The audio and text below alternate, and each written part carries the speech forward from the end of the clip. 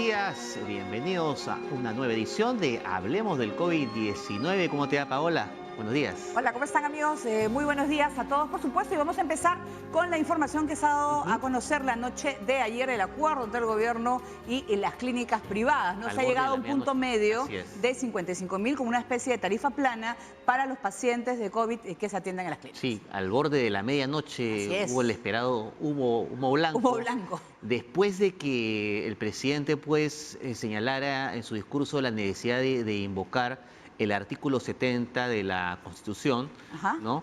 Y que fue interpretado por muchos sectores que era una necesidad, tal vez, de llamar la atención de las clínicas privadas para que puedan atender a los pacientes con COVID-19. Claro, había muchas denuncias conocidas en las cuales estaban exigiendo un pago, un depósito, incluso que llegaba hasta más de 100.000 soles. Son realmente montos los cuales impagables para muchas, creo que la gran mayoría de peruanos. Se ha llegado a un punto medio, ya que la Asociación de Clínicas pedía 97.000 y el CIS 34.000. Se ha llegado a 55.000, significa que así tú estés un día o 40 días por el COVID, vas a estar en la unidad de cuidados intensivos y el pago es 55.000. Y además es importante recalcar lo que ha dicho hace cuestión de minutos el ministro de Salud, Víctor Zamora, de que aquí lo que importa es la atención rápida y oportuna de los pacientes con COVID-19. Uno puede ser referido de un establecimiento público, de un hospital. Así es.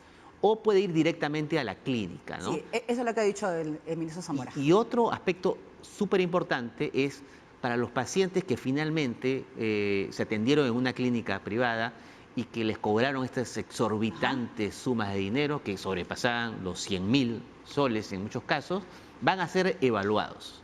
Van a ser todos evaluados porque lo importante es que todos tengan un precio justo. Y también el ministro ha dicho hace unas horas que lo que se va a hacer es aplicar de repente una supervisión, una auditoría, pues para que realmente no haya, haya una igualdad. Tú porque eres COVID no te van a discriminar frente a otros pacientes, ¿no? Para que sean justos y que realmente sean bien atendidos. Yo creo que me parece muy bien, humo blanco, y sobre todo que se busca una solución. Una solución equitativa, y lo importante es que todos se pongan de acuerdo por el bienestar de todos los peruanos. Esto no va a acabar el 30, va a continuar y se necesita de toda la capacidad de salud, tanto pública como privada. Muy bien, entonces nosotros ahora, Rezo, ¿qué te parece si vamos al tema? Vamos ahora vamos a saludar a Carlos Morales Arellano, él es psicólogo educacional, muy importante en estos tiempos, para saber cómo controlar el uso de los dispositivos tecnológicos, y eso quizás muchísimas mamás y papás nos van a entender de los niños, ¿no? Sobre todo orientados a la nueva normalidad, ya que antes si usaban la computadora para jugar, ahora es para recibir clases. Así es. ¿No? ¿Cuánto tiempo deben estar los niños con la computadora? Vamos a poder hablar con nuestro experto. Buenos días. Hola, Paola, hola, Rey. Hola, ¿cómo estás? ¿Qué tal? Muy bien. Muy bien. Bueno, sí, esta época ha llegado, la tecnología ha llegado a quedarse, y una de las formas es justamente a través del colegio, ¿no? En realidad los chicos cada vez más están más vinculados a esto, y lo que nosotros vemos en el colegio es justamente estos trabajos, estas horas, estos incrementos, que no solamente es durante el colegio, sino después de clases, donde los chicos se quedan en la televisión, en los videojuegos, frente al celular, y eso les puede generar algunos problemas, ¿no? Claro, yo quisiera preguntarte, por lo menos ya los chicos de por sí, los que tienen clases virtuales, pasan no solamente 2 horas, estamos hablando de 5 o 6 horas. Prácticamente una jornada. Claro, una jornada, y además ya almuerza, y muchos de ellos continúan o haciendo tareas, todo. ¿Cómo debemos ver los horarios? Porque si antes le decía, solamente tienes 2 horas para la computadora, ahora está el triple, todo el día en la computadora. Bueno, es muy importante tener los espacios separados, ¿no? Y tener tiempos de descanso. Muchos de las clases lo que pasa es que los profesores tienen que tratar de graduar los tiempos y dejar 10, 15 minutos de explicación en Zoom, y de ahí darles un trabajo y después cerrar la clase, porque el tiempo de concentración frente a la pantalla, como les digo, puede generar problemas. Entonces, los descansos son importantes, y después del colegio tratar de ver otras maneras, otras alternativas para que los chicos puedan desarrollarse, ¿no? Haciendo ejercicio, haciendo deporte, haciendo algún pasatiempo, dándole alternativas a los hijos para que no vayan a lo fácil. Lo fácil que es mirar televisión, jugar videojuegos, ¿no? Claro, exacto. Claro. Ahora, Carlos, es importante también señalar de que esta situación que enfrentan muchos niños, muchos adolescentes, con muchas horas de clase, ¿no?, a través de la computadora, pues no se va a acabar próximamente. Esto va a continuar por un buen tiempo. Entonces, es un poco la nueva normalidad a la cual vamos a enfrentar todos. ¿Cuál sería el equilibrio perfecto? Porque no solamente continúan después de las horas de clase pegados a la computadora por tareas o por juegos, sino también muchos niños y niñas hacen reuniones por Zoom o por Skype, ¿no? Entonces ya se comunica con los amigos vía internet. Se comunican de forma virtual, ¿no? No hay esa comunicación ya personal, ¿no?, que había antes. Claro, lo que pasa es que los chicos tienen esta nueva forma de socializar por la cuarentena, ¿no? Sí. Es la única forma que tienen para conversar con sus amigos y esto. Entonces, primero tenemos que ser flexibles, saber que no hay receta única, que de repente los fines de semana pueden tener un poco más de tiempo y también compartir tiempo con familia y darle alrededor, y eso es lo que estamos viendo, ¿no? 1 hora, 2 horas es lo que hacen los chicos con los videojuegos para socializarse o con los Zoom para socializarse, y de ahí ver otros tiempos. Como te digo, no hay receta única, depende también de qué tan funcional o disfuncional se vuelve el chico jugando o no jugando, ¿no? O estando con los amigos. Si es que están mucho tiempo y eso hace que no hagan las tareas, de que no hagan el deporte, que no socialicen en familia, entonces reducir el tiempo. Si es que eso lo ayuda un poco a socializarse, entonces de repente algunos días darle un poquito más de flexibilidad. Tenemos que entender de que justamente en esta época los chicos necesitan tener ese contacto social, ¿no? Necesitan tener esos amigos que los limite, que ellos aprendan entre sí, porque si no vamos a tener un chico que esté metido en su casa claro, muy estructurado, ¿no? Y eso puede ser perjudicial. No, claro, y además, sobre todo, evitar esos chicos que solamente están en su cuarto, ¿no? Obligarlos a salir de ahí también, ¿no? Exacto. Que vayan de repente a la sala, en el comedor, socialicen con... Porque a veces hay chicos que solamente, adolescentes sobre todo, que se aíslan. Se encierran. ¿No? Y están con el celular felices y no le hablan a nadie. Claro, yo lo que le diría a los padres es que se hagan las siguientes preguntas, ¿no? ¿Dónde, cuándo, cuánto y qué? Así. Entonces, ¿dónde? No en su cuarto metido, sino en un lugar donde pueda ser visto, donde pueda pasar el padre de vez en cuando para que haya una supervisión, ¿no? Una supervisión que sea curiosa de saber qué cosa está haciendo el chico, ¿no? ¿Cuándo? No hasta tan tarde, no en las noches, de ciertos parámetros que cumplen también con ciertos deberes de la casa. ¿Cuánto? Eso es lo que estábamos viendo al principio, ¿no? De repente los fines de semana un poquito más, durante la semana no tanto, porque tienen que hacer ciertos deberes. Y qué cosa que es sumamente importante, ¿no? Los chicos están viendo muchas cosas que no son apropiadas para su edad. A veces la televisión también no tiene muchos programas para ciertas edades. Entonces, lo que aconsejamos es que acompañen, que los padres acompañen a los chicos y que ahí vayan diciendo lo que les parece y no les parece sobre lo que están consumiendo, ¿no? Tal vez, Carlos, una salida sería que la computadora no esté ubicada en los cuartos de los niños o de los adolescentes, que esté en una zona, digamos, entre comillas, públicas del departamento o de la casa, ¿no? No sé qué opinas al respecto. Claro, tiene que haber esa idea del chico de que en algún momento puede estar siendo visto, ¿no? Y los padres no tener miedo en entrar. No, pero que la privacidad de mi hijo, que no. O sea, en esta época es importante inclusive hasta a veces ver el historial, porque después vamos a tener consecuencias que no van a ser negativas. Entonces, recordar a los padres que ellos son los que tienen el deber y el derecho de justamente supervisar esto, ¿no? Al final el celular es de los padres, la computadora es de los padres, entonces verificar eso de vez en cuando es apropiado. Conversarlo con el hijo sí, para que no se sienta invadido, pero sí es importante estar viendo. En estas épocas, como te digo, los chicos están buscando un montón de cosas y muchas de esas cosas a veces no son apropiadas. Claro, y además sobre todo de las cuales pues, como comentábamos antes, es si al principio coger la computadora era en realidad un horario muy estricto, ¿no? Para muchos, muy fijo, ¿no? Muy fijo, sí, claro. En los cuales los chicos iban a jugar, estaban con los amigos, hacían deporte. Eso cambia totalmente, pues, ¿no? Tantas horas en la computadora.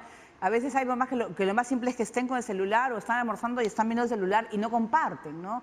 Entonces es buscar otro tipo de actividad. Yo sé que es difícil, ¿no? Sobre todo cuando tienes más niños, pero escuelas hay que hacer que hagan otras cosas. Sí, sí, motivarlos, ¿no? Claro, o sea, darse cuenta de que la tecnología ha venido para quedarse, que esto es algo que la nueva normalidad Así es. va a ser así. Entonces, ver esto como una oportunidad, ¿no? Siempre teniendo límites, pero esto como una oportunidad para acercarse a los hijos, para que de repente los hijos se generen unas redes distintas, no sé, entre familias también pueden compartir sus alternativas para hacer cosas en familia. Entonces, buscar, como te decía, y como estaban diciendo ustedes, esas alternativas que ayuden al chico a socializarse, pero no necesariamente frente a la computadora todo el tiempo, ¿no? O no frente a algo que sea totalmente interactivo, que los enfoque y que les haga tener problemas de vista, cansancio, dolores de cabeza, ¿no? Que es lo que no queremos. Y eso también significa un reto para los colegios, porque, claro, si bien como tú dices, esto ha venido para quedarse, las plataformas virtuales, la educación a distancia, remota, educación virtual, como prefieran llamarlo, pero esto requiere cada cierto tiempo determinados ajustes que permitan estas cosas de ir variando los horarios, ajustándolos de acuerdo a las características del docente y también del alumno, ¿no? Claro, nosotros estamos aprendiendo, todos estamos aprendiendo y todos tenemos que reconocer que a veces nos podemos equivocar. Claro. Entonces, partiendo de eso, nosotros como los padres y los hijos tienen que tratar de graduar y de generar justamente esos límites, ¿no? Y con ellos ir viendo. Los profesores también tienen que hacer lo mismo. O sea, un chico no puede estar 1 hora frente a la pantalla escuchando a un profesor. No puede suceder eso, ¿ok? Entonces, ¿qué puedo hacer como docente? De repente hacer, como te digo, una primera parte de explicación, que hagan un trabajo independiente, otra última parte de cierre. Puedo graduar los tiempos como educador, porque, como te digo, o sea, ni un adulto está frente a la pantalla tanto tiempo, ¿no? Total. No puede concentrarse tanto. Claro, pero sobre todo eso, ese cambio, esa nueva normalidad, ese uso de la tecnología sí va a dar en cualquier momento, solamente se ha acelerado con esos cambios y sobre todo los maestros tienen el reto de ser entretenidos, sobre todo de chicos de primaria, no sé, bueno, secundaria también seguro, en los cuales pues te hablan pues de un tema y, se distraen y te hablan 1 hora y encima tienes al alumno mirándote, ¿no? Hay que ser muy creativo, ¿no? Sobre todo, yo creo que para los profesores mayores que no están tan acostumbrados a la tecnología, ese es un reto muy importante. Sí, investigar lo que se está haciendo también. Hay muchas aplicaciones en Internet que tú puedes utilizar para hacer cosas distintas, o si no, ser creativo. Y otra cosa, no autoflagelarse, ¿no? No querer llegar a ciertas expectativas que a veces teníamos. El profesor, el docente a veces es muy, se castiga mucho, ¿no? Entonces, darse cuenta de que esto es algo normal y que estamos aprendiendo. Entonces, poco a poco vamos a ir avanzando y conversar con los alumnos, decirles qué te parece, ver retroalimentación con ellos, con otros docentes, ¿no? Creo que justamente la época de las comunicaciones es para eso, para ver entre nosotros, ser abiertos, ser empáticos con el otro, ¿no? Sí, que sí, importante lo que dices, ¿no? Porque cuando habían clases presenciales, tal vez una de las mayores críticas era la falta de comunicación, ¿no? Sí. Ahora que tenemos estas plataformas virtuales, hacemos hincapié en esa necesidad de acercar esos vínculos entre docentes, alumnos y padres de familia, Carlos. Exacto, sí. Nosotros en el colegio hemos tenido charlas a padres de familia, donde hemos tenido una cantidad de padres involucrados que nunca habíamos tenido antes, tal vez. Ah, claro, ¿no? claro. Porque mediante el Zoom podemos tener a 300 padres a la vez escuchándonos, ¿no? Así es. Interactuando. Entonces, hay muchos beneficios con esta nueva normalidad, ¿no? Claro, y además está bien que nos hagamos caso como padres, ¿no? Nos hagamos cargo de los niños y tengamos comunicación con la tutora, que hablemos, que escribimos, yo estoy no hago Zoom Meet con los profesores de mi hijo que me dicen las cosas y los veo. Y bueno, ya enviando sugerencias. Enviando sugerencias y lo que sea, ¿no? Pero sobre todo es eso, es la comunicación y utilizarlas, ¿no? Estas herramientas que nos da la tecnología y bueno, es maravilloso, ¿no? Sí, muy bien. Sí, o sea, verlo desde una perspectiva positiva, ¿no? Y eso va a ayudar a generar objetivos a los chicos y que vean de que esto es un proceso y que vamos a llegar a nuestro objetivo al final, ¿no? Si vamos yendo hacia adelante, si somos optimistas con esto, ¿no? Muy bien, Carlos, te agradecemos mucho por esta comunicación importante, estos consejos, sugerencias. Creo que es una gran oportunidad.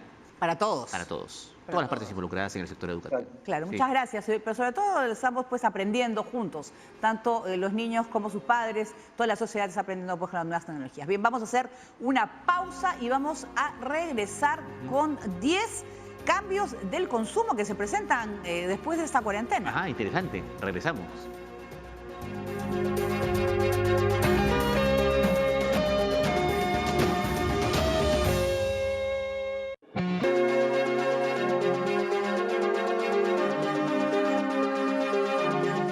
Regresamos al programa y estábamos hablando, Paola, de los hábitos que han cambiado producto de esta cuarentena. Tú, por ejemplo, ¿qué has cambiado?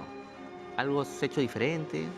Bueno, sobre todo que estar en tu casa ya es un cambio total para las personas que generalmente salíamos muchísimo, ¿no? O sea, paraba más en la calle que en casa. Sí, he ahorrado muchísimo. Cambios en los cuales yo me he dado cuenta que no necesitaba tanta cosa, ¿no? Claro. Tanto gasto o tanto consumo de ciertas cosas. Vestimenta, zapatos. Sí, te das cierto, cuenta. ¿no? Sí, o sea, cambiando. O sea, podemos ver tus cuentas mejor que antes. Están en verde. Están en verde. Verde, en azul, no. Pero, por ejemplo, hay algunas cosas y costumbres que seguramente, bueno, a mí, por ejemplo, me ha pasado, como más rápido, almuerzo mucho más rápido, no sé. ¿Estás ansioso de repente? Ansioso, esa sensación de incertidumbre, no duermo bien en general, o sea, placenteramente. Porque estás pensando tal vez en que esto termine, inconscientemente. Puede ser. Claro, también mucha gente ha cambiado por la necesidad de hacer algo. De repente, antes no hacía deporte, hoy se lo hace. Hay gente que hacía deporte, salía a correr y ahora recién lo puede hacer. Ha cambiado. De repente sientes pues que, no sé, pues comes más de la cuenta por la ansiedad. Esa sensación de inseguridad. Totalmente. ¿No? Yo creo que eso muchísima gente se ve afectada. Bien, vamos a hablar de eso, ¿no? ¿Qué hemos cambiado? Los hábitos que hemos podido verse afectados durante esta cuarentena. Vamos a saludar a Brenda Baluarte, ella es psicóloga y coach emocional, para hablar de un poquito de cómo hemos podido cambiar en esos 3 meses. ¿Cómo estás, Brenda? Buenos días. ¿Qué tal? Hola, Renzo, Paola, ¿qué tal? Muchísimas gracias, y efectivamente, ¿no? Esta sensación de incertidumbre que ustedes mencionaban es la que no nos permite planificar y tomar buenas decisiones, y estamos todo el tiempo, ¿qué va a pasar? No podemos dormir, ¿qué va a pasar? Nos alimentamos mal, pero hay 10 hábitos que van a cambiar drásticamente después de vivir esta cuarentena, ¿no? Muy importante tomar en cuenta, ¿no? Por ejemplo, la salud y la higiene. Es importantísimo darnos cuenta de que estamos mucho más conscientes de los temas de higiene, como de dónde está viniendo la fruta que consumo, el lugar, el restaurante donde voy a comprar la comida por delivery, probablemente quiero saber qué tan prestigioso es. Estamos como mucho más conscientes, y también de la salud emocional y de hacer ejercicio, porque yo creo que las 3 primeras semanas todos nos dedicamos a hacer recetas y a comer un montón en casa, ¿no? Parecía unas mini vacaciones. Sí, es importante lo que dices, ¿no? Esa necesidad ahora casi ya obligada de estar informados, ¿no? De lo que vamos a comprar, de lo que vamos a adquirir, al lugar donde vamos a dirigirnos. Tenemos que estar sumamente empapados de esa realidad para tomar una decisión, ¿no? Ahora más que antes. Totalmente. Ha entrado en nosotros una conciencia de la salud, y como les decía, a todo nivel, ¿no? O sea, tanto nuestra salud física como nuestra salud emocional, porque nos estamos dando cuenta, Renzo, tú decías, no duermo bien, y efectivamente, ¿no? La incertidumbre de no saber qué va a pasar nos hace no descansar bien. Pero la verdad es que simplemente esto ha evidenciado que la vida es incertidumbre, ¿no? O sea, nunca todo está dado por hecho. En este caso lo estamos viendo, digamos, en un prisma mucho más amplio. Entonces, es interesante que el ser humano entre en esa conciencia, y ahora, como les decía, mucho más, ¿no? También vamos a tener claustrofobia social, eso es interesante saberlo. Claro, y además yo estaba escuchando pues a gente que ese síndrome de la cueva, creo que era, en los cuales hay gente que está en casa y está tan bien que lo que quiere es que seguir en casa, que no cambie la situación, que está feliz con su familia. Y no tal vez porque hay un miedo interno, como decía nuestra invitada Brenda, de esta claustrofobia social, ¿no? Claro, ellos no quieren salir, está bien con el teletrabajo, está con los hijos, en los cuales es eso, ¿no? O sea, al final la nueva normalidad, tienes que salir Pero no, mejor me quedo en mi casa que estoy más segura y no me enfermo. Exacto. Ahí me llama mucho la atención este concepto nuevo que se está manejando de la nueva normalidad, ¿no? Y en realidad es que ya nos hemos habituado, los seres humanos somos muy de costumbres, ¿no? Al comienzo era la comida, luego ya, ay, quiero salir, y ahora, digamos, tenemos que entender también que el Perú tiene dos realidades, ¿no? Y los que, gracias a la situación que tenemos, no necesitamos salir para tener del día a día, pues podemos, ya nos hemos acostumbrado, ¿no? Ya ni extrañamos a la gente, ya nos hemos acostumbrado a las videollamadas, a los Zoom para celebrar los cumpleaños. He celebrado yo un matrimonio hace poquito en Estados Unidos vía Zoom. Entonces, como que ya nos hemos acostumbrado a esa nueva forma de vida, a pedir por delivery para no tener que cocinar. Entonces, es una realidad saber que también en un lugar donde va a haber mucha gente, yo tengo un mayor riesgo de contagio. Entonces, ya estamos hablando mi vida, ¿no? O sea, cuánto valor tiene mi vida, y por eso es que estamos siendo más conscientes. Estamos siendo más conscientes de la muerte. Exactamente, ¿no? Y hablamos un poco de esta sensación que algunas personas tenemos de no haber descansado o dormir bien. Claro. Y eso tal vez, no sé, es producto de lo que señalabas, de esa incertidumbre que ahora es más real, ¿no? La sentimos más. La vemos porque más pensamos claro. que esto no va a terminar nunca, Claro. y estamos como que inconscientemente pensando mientras dormimos cuándo va a acabar esto, ¿no? No sé hasta cuándo llegará, pero ¿qué podemos hacer para descansar mejor, ¿no? Y no solamente es cuándo va a acabar, sino que cuando acabe, ¿qué va a pasar? Claro. Entonces, esa es la incertidumbre, ¿no? O sea, va a haber estragos económicos, o sea, estar encerrados por 100 días, digamos, de alguna manera psicológicamente nos afecta, ¿no? Quiero aclarar que yo no soy psicóloga, yo soy administradora de empresas, pero tengo una formación de más de 10 años en desarrollo humano. Me apasiona. Ahorita estoy llevando un curso de mitología comparada y simbolismo religioso. Entonces, está deseo de entender cómo los seres humanos nos vamos adaptando y readaptando a lo que nos toque vivir, ¿no? Lo primero que falta es nuestra supervivencia, ¿no? Entonces, por un lado y por otro lado, luego vamos aprendiendo. Otro factor importante, que yo lo he mencionado como el número 3, es que vamos a gastar menos. Paola dijo, no estoy gastando menos y vamos a reparar más. Eso es importante también. Ya no queremos gastar tanto. Estamos viendo qué realmente vale y qué cosas eran de alguna manera triviales, ¿no? Así, una consultita. Tú eres entrenadora de habilidades blandas. ¿Qué es eso? ¿Qué es eso? No, bueno, se habla mucho en estos tiempos de eso. Se habla mucho. A ver, les cuento un poco de qué se trata ser un entrenador en habilidades blandas. La mayoría del tiempo cuando nos hemos formado, nos formamos en habilidades técnicas, ¿no? En matemáticas, en ciencias, que son conocidas como habilidades técnicas. Las habilidades blandas tienen que ver más con el vínculo con el otro, con cómo yo me desarrollo a nivel humano. Cómo yo tengo empatía, yo cómo genero empatía, cómo dejo de ser empático, cómo tengo la capacidad de comunicar y expresar mis ideas de una manera correcta, generando vínculos más sólidos. Entonces, las habilidades blandas se desarrollan mucho desde la concepción del ser humano. El gran abismo que tenemos ahora es que no tenemos una identidad como seres humanos, ¿no? Entonces, por eso es que decías, me siento ansioso, sí, y la cuarentena nos ha exacerbado más esa sensación de quién soy y hacia dónde voy, ¿no? Claro. Y ahí surge algo que quiero mencionar así rapidito, Paola, si me lo permites, es que hay una sobreoferta ahora en el mercado, ¿no? En la cuarentena, o sea, el mundo se ha parado, pero tú no pares, tú sigue adelante, tú puedes hacerlo, tú eres especial. Y es agotador, ¿no? Y como decía Renzo, a veces siento que no descanso porque hay tanto que hacer, hay tanto que aprender, y tan poco tiempo para hacerlo, ¿no? Entonces hay que calmarnos un poco y estamos haciendo lo mejor que podemos con lo que tenemos.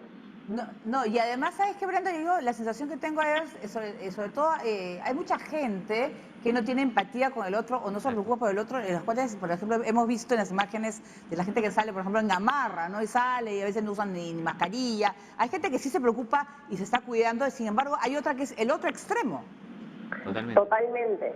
Y es que hablábamos de eso, ¿no? Esa necesidad de supervivencia, o sea, yo tengo que salir a comer y no me importa, no tenemos mucha riqueza humana, ¿no? Porque cuando yo comprendo de que mi vida es valiosa, y como mi vida es valiosa y lo que yo hago como ser único impacta en el colectivo, o sea, si yo salgo con mascarilla, no solamente me estoy cuidando a mí y a los míos, estoy cuidando a los otros también. Claro. Entonces, esa conciencia de ser comunidad hay que trabajarla, ¿no? Y yo creo que este momento, como tú decías, de la cueva, haciendo un poco alusión a la cueva de Platón, ¿no? Es interesante, vamos a empezar a salir y ir descubriendo cositas afuera y nos vamos a ir acostumbrando a esta nueva vida. Sí, que es importante resaltar eso, ¿no? La necesidad del vínculo con el otro. Y originalmente el ser humano es comunidad, ¿no? Claro, o sea, ¿verdad? existe Claro. porque Sociedad, es parte de una comunidad, pero eso lamentablemente tal vez se ha dejado de lado en los últimos años, y esta emergencia, esta pandemia, nos ayuda a reflexionar sobre ese origen natural que tiene el ser humano, que es vincularse con el otro de una mejor manera.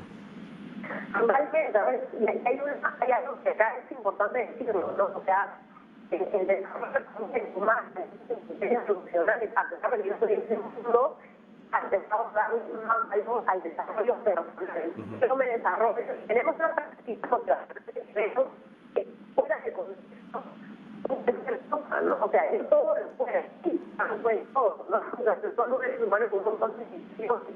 Entonces hay que empezar a darle la medida, ¿no? El balance por eso creo que estos hábitos se van a cambiar. Por ejemplo, ahora hay mucho fútbol local, toda la comunidad, ¿no? Yo empecé a comprarle a mi amiga, empecé a comprarle a una vecina o a alguien de mi comunidad, de mi grupo de tiempo.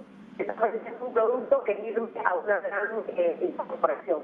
Muy bien, muchísimas gracias a Brenda Baluarte. Sobre todo son temas interesantísimos, ¿no? Los cambios que hacemos como sociedad, como individuos, y sobre todo pues poder aceptar y que nos vaya bien en esta nueva llamada nueva normalidad. Nueva normalidad. Muchas gracias, Brenda, por esta participación.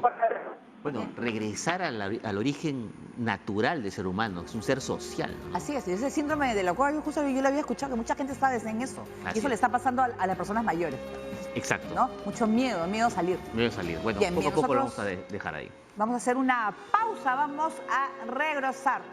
Y mucha atención a los que les gusta esta aplicación, los riesgos que hay para el uso, por ejemplo, del FaceApp o del TikTok. Cuidado con ello. Regresamos.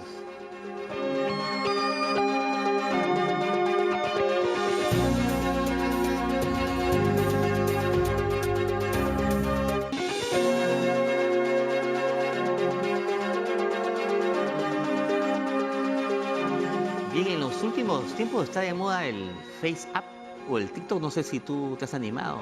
No, yo veo nada más los resultados de lo que publican, pero por ejemplo el FaceApp, yo estaba escuchando que hay problemas porque como que pueden utilizar tu información personal. Exactamente, porque te registras, ¿no? Claro, que te registras vía una red social también, pero también un conocido buscador en Google, ellos conocen toda tu información, ¿no? Porque estás registrado en Facebook, en Gmail y tienen todo, o sea, qué buscas, no buscas. O sea, yo creo que te tienen ya escaneado. Totalmente, porque, o sea, hay muchas personas que por acceder a una página, claro, comparten la información que ya tienen en las redes sociales, te dan la opción de compartir por tu correo o por tu Facebook, por ejemplo. Claro. Si optas por el Facebook, acceden a toda esa información, ¿no? Claro. Puede ser un peligro.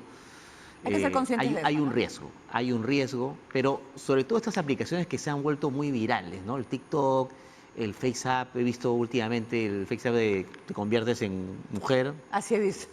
Oh, he visto hombre, presidentes, a Vladimir Putin, que te estaba contando que habían hecho una versión femenina, y también de Donald Trump, pero que al final acceden en tu teléfono, bajas la aplicación y tienen acceso a todo lo que está en tu teléfono. Absolutamente a todo, ¿no? Entonces, ¿cuáles son los riesgos de utilizar estas aplicaciones? ¿Son beneficiosas o no? Para eso tenemos a nuestro siguiente invitado, quien es Julio César Mateus, experto en educación mediática de la Fundación Telefónica. Buenos días, Julio César. Hola, ¿qué tal? Hola, ¿cómo están? Bueno, hablemos de esas aplicaciones, ¿no? Si realmente les estamos entregando toda nuestra vida y ellas pueden resultar peligroso para nosotros. Toda aplicación entraña un riesgo porque las aplicaciones pertenecen a empresas, la mayoría de las cuales tienen fines comerciales.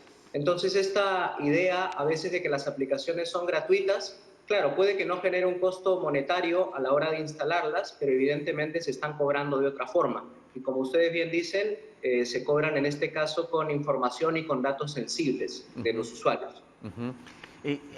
Porque todo está ligado, digamos, a la data que maneja el usuario, ¿no? Comentaba Paola, si yo me lo descargo de mi celular, acceden automáticamente a toda la información.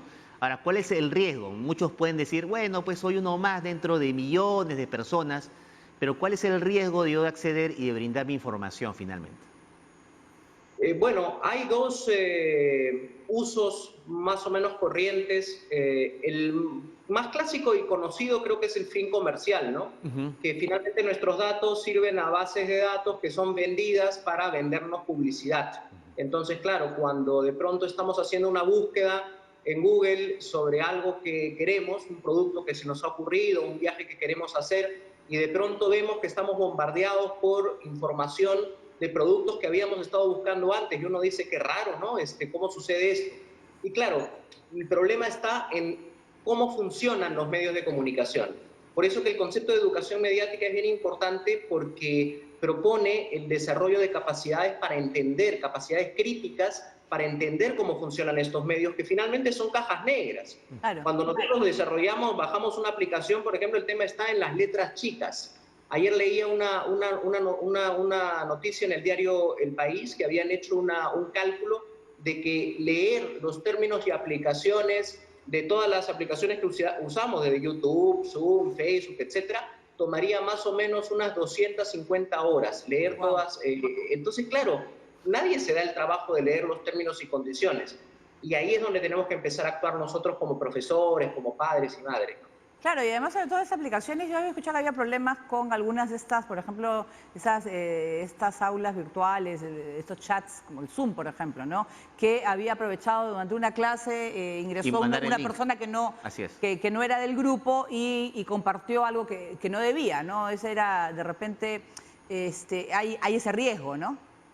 Sí, y otro de los riesgos, aparte del riesgo comercial, de que nuestra data se convierta en un elemento publicitario, está también un riesgo quizá más complejo, que es el del control, ¿no? Muchos gobiernos están digitalizando sus sistemas de control para fines de espionaje y de control de los propios ciudadanos, ¿no? Dice que en China existen más o menos una cámara por cada 10 habitantes, cámaras que, por ejemplo, pueden hacer reconocimiento facial. Entonces, lo que hacen estas aplicaciones tipo FaceApp o cualquier aplicación audiovisual, finalmente es entrenar a estos robots, a estos algoritmos, para poder entender y comprender mejor nuestras caras. Ya está pasando en el Perú que se utilizan aplicaciones que, por ejemplo, te dicen cuál es la temperatura corporal de las personas. Claro. Simplemente un tema de... Y entonces, esa data, claro, tiene fines positivos por lo que estamos comentando, pero también puede tener fines negativos de control. Entonces ahí hay que ser muy conscientes de los riesgos que eso conlleva. Ahora, y tener en cuenta que en estos tiempos en los cuales la mayoría de familias han estado guardando cuarentena, confinados con mayor tiempo en sus casas, tal vez han utilizado más frecuentemente estas aplicaciones, ¿no? Claro. ¿De cuánto estamos hablando? ¿Tienen ustedes algún porcentaje de cuánto más ha utilizado este tipo de aplicaciones? Bueno, estiman que se está duplicando. O sea, si antes hablábamos de un promedio en el caso de los niños y adolescentes, entre 2 y 3 horas al día, ahora podríamos estar hablando con mucha tranquilidad de 5 o 6 horas. O sea, si todo ocurre por el teletrabajo, se ha virtualizado la mayoría de actividades, dependemos de la tecnología, entonces el uso que damos de ella es mucho más intensivo. De manera que estamos subordinados, sobre todo porque no la comprendemos, ¿no? Y ahí es donde está el riesgo mayor. Mientras menos comprendemos cómo funcionan los medios de comunicación y las tecnologías, más vulnerables a ellas somos. En el tema de educación mediática, de los cuales eres experto, sobre todo que está, ya lo hablamos al principio del programa, el aumento de las horas de los chicos frente a la computadora por razones de las clases virtuales, ¿no? Que hemos pasado de repente de pocas horas a triplicarlas prácticamente, ¿no? El chico tiene que hacer tareas, tiene que estudiar y prácticamente está casi todo el día pegado a la pantalla. Sí. no solo el tiempo sincrónico que llevan las clases, sino luego cuando tiene que reunirse con sus compañeros y compañeras para hacer trabajos en equipo, o las asesorías, o la búsqueda de información. Entonces estamos casi la mitad de nuestro tiempo frente a pantallas. Por eso la educación mediática, que en sencillo es el desarrollo de capacidades críticas para interactuar con los medios de comunicación. Eso es lo que se busca en la educación mediática, es decir, que el medio de comunicación y la tecnología no sean solo un soporte o un apoyo del profesor o en general, sino que sean un centro de reflexión, un objeto de estudio. Sí. Aprender sobre los medios y no solo aprender con los medios. Claro. Exactamente, es un punto interesante la educación mediática, ¿no? Que es necesario ahondar y practicarlo masivamente. Ahora, en palabras sencillas, ¿cuáles son las recomendaciones fijas que tú harías para las personas que en general tienen acceso a un celular y a las aplicaciones antes de bajarse una? ¿Qué deberían tomar en cuenta sí o sí? Porque no es simplemente ver, me gustó esta aplicación o me la compartió un amigo y me la bajo automáticamente, ¿no? Hay una serie de información que aparece en cada aplicación. ¿Qué debería tomar en cuenta el usuario? Sí, sobre todo qué tipo de información nos están pidiendo, ¿no? Tú bien señalabas que al inicio cuando nos logueamos o cuando creamos una cuenta utilizando otro tipo de medios sociales como Facebook o como Twitter, sí, ya están jalando y están relacionando, digamos, todo este ecosistema de aplicaciones que utilizamos, ¿no? Eso por un lado. Y luego, ¿qué pasa con mi imagen? TikTok, por ejemplo, de la que han hablado hace un momento, lo que dicen las letras chiquitas que nadie lee, los términos y condiciones, es que finalmente son los dueños eternos de la imagen que nosotros subimos. Entonces, que no nos asombre de aquí a un tiempo que aparezcamos en una publicidad nosotros mismos, vendiéndonos a nosotros mismos algún tipo de producto. Eso es totalmente posible, porque ya estamos cediendo el uso de nuestra imagen. Entonces, de lo que se trata es de empezar a tomar mucho más conciencia sobre los riesgos, pero no por una actitud punitiva, de prohibir o de sancionar, porque en realidad convivimos con tecnologías, o sea, no podemos despegarnos de ellas. Simplemente hay que estar mucho más claros sobre cuáles son las posibilidades educativas que estas también tienen. No, claro, además sobre todo hay que ser responsables de lo que subimos a la red, ¿no? Las fotografías, a veces por poder llenar, pues, que es tu Instagram lleno de fotos bonitas, pero sucede eso, ¿no? Sí. Al final la subes tú mismo. Sí, ¿no? Tú, o sea, el responsable en realidad finalmente es uno. Recordar que somos productores de contenidos nosotros, o sea, antes hablábamos y responsabilizábamos a los medios de comunicación porque solo nosotros éramos consumidores pasivos. Hoy día somos prosumidores porque producimos todo el tiempo contenidos y por lo tanto también tenemos que estar subordinados a las normativas y a las leyes, ¿no? Difamamos con mucha facilidad, creemos que simplemente compartiendo una noticia falsa, una información, no estamos haciendo nada. No, tenemos una responsabilidad social. Entonces hay que empezar a desarrollar con criterios críticos y un poco de eso trata el curso que estamos ofreciendo de Fundación Telefónica dirigido a todos los profesores y profesoras del país. Es un curso gratuito que tiene 4 módulos, empieza en julio y termina en noviembre. Yo estoy a cargo precisamente del primer módulo que lleva por título Educación Mediática. Entonces ahí vamos a desarrollar sobre estas reflexiones sobre estos temas que estamos conversando. ¿Cómo se puede acceder a estos cursos, Julio César? Mira, entrando a la página web de Fundación Telefónica, que es Educarred, si buscan Educarred, lo primero que les va a salir es la página, hay una opción de capacitaciones virtuales y cursos, llenan el formulario y se pueden inscribir. Hay al final una constancia de 10 horas cronológicas por cada uno de los módulos, de los 4 módulos que están incorporados en Semana Fundación Telefónica, que es el marco, digamos, que acoge estas capacitaciones. Correcto, ya está en pantalla el enlace educarred.fundaciontelefónica.com.pe. Yo creo una muy buena oportunidad para ahondar en este tema tan interesante. Muchas gracias por estar en el programa. Muy bien, interesante el tema, educación mediática. A leer la letra chiquita. Y ten cuidado con lo que subes. Por favor. Muy bien, nosotros vamos a hacer una pausa y vamos a regresar nada menos con Da Pandemia Band. Vamos a contarles de quiénes se trata. Regresamos.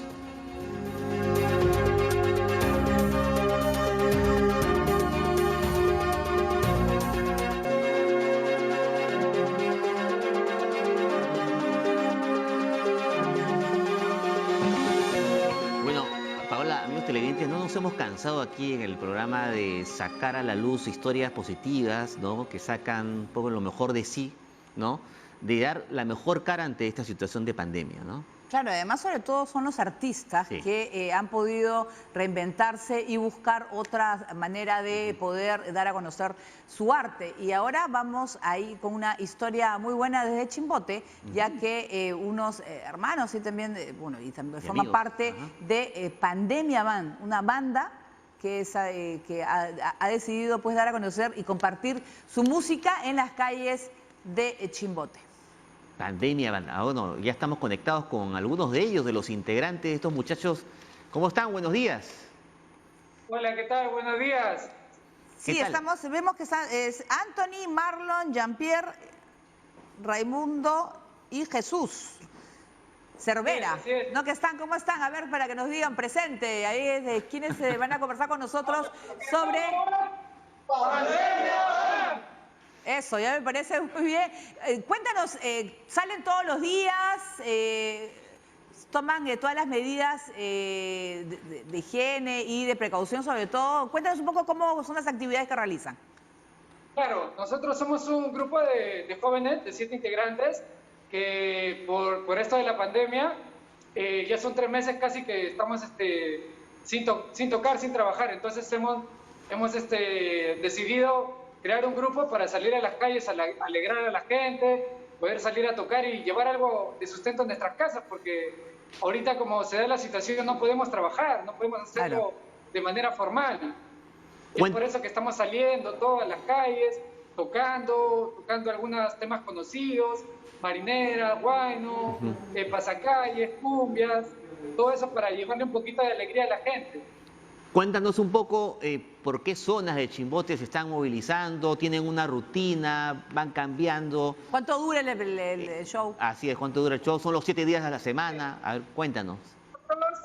Nosotros estamos saliendo en la mañana, salimos de 9 de la mañana hasta las 5 de la tarde, 4 de la tarde, porque el toque de queda estaba creo hasta las 6. Sí. Entonces, nosotros salimos con todas las medidas de seguridad, salimos con nuestra mascarilla, nuestros lentes, ahorita que hemos hecho los politos, nos reunimos ahorita por Nuevo Chimbote, no tenemos un sitio fijo, recorremos todas las calles, de repente por ahí una persona que nos llama, nos dice, alguien está de cumpleaños, quiere tocar una serenatita ahí, nos dice, muchachos, toca el cumpleaños feliz, un temita, dedicarle a su familia, y estamos ahí un ratito, un par de temas, 5 minutos, y de ahí seguimos recorriendo, porque no podemos quedarnos mucho tiempo y que haya mucha concentración de gente. ¿Cuál es el tema que más piden, que más le piden a ustedes? Bueno, acá en Chimbote lo que nos piden es el tema Chimbote, que es el segundo himno de Chimbote. A ver, los escuchamos. A ver, queremos escuchar ese himno de Chimbote, si lo pueden tocar. A ver. Muy bien.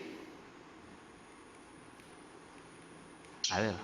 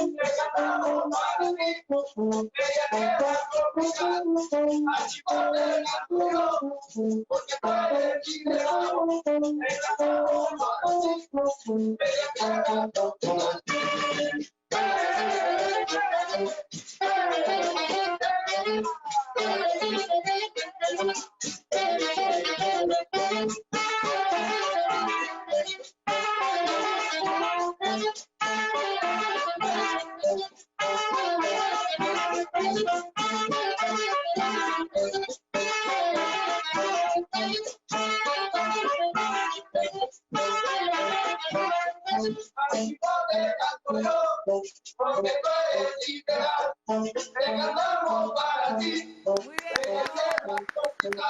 bien. Chicos. Bueno, suena muy bien, ¿ah? Todavía... Siento que... Muchachos, estamos acá. Hola. Sí, mire, ahí estamos viendo en una calle de Chimbote, dando todo su show, ¿no? Así es, yo quiero... temprano. Sí, sobre todo dar a conocer ellos están tomando pues todas las medidas de higiene y seguridad, de bioseguridad, en las cuales con las mascarillas. Muy bien. Muy bien, gracias, ahora chicos. Sí, ahora sí. Ahora se escuchan los aplausos. Josué, si me escuchas, es importante que nos des los números de contacto para la gente en Chimbote los pueda llamar y pueda poder disfrutar de ustedes. Alguna serenata especial, ¿no? Que quieran. Claro, puede ser, ¿no? Nosotros somos la banda Pandemia de Chimbote, Perú. El número para contratos es el 952 91 85 24. 952 91 85 24. Para serenatas con banda. Muy bien, para los románticos ahí, para pues los románticos. Claro. Hay todo tipo de pedidos, ¿no? Todo tipo de pedidos para parejas, ustedes, para la familia, los hijos. Toda clase de música con banda. Pues me parece muy bien y felicitaciones. Y yo creo que hay que destacar esa manera, pues, de reinventarse y de aprovechar también las oportunidades. Muchas gracias, chicos. Qué gran historia. Saludos a Chimbote y nosotros de esa manera nos despedimos. Nosotros ya nos reencontramos mañana a las 11 de la mañana en punto. Muy bien, seguimos con Patricio Yoque y Perú Noticias. Nos vemos. Chao.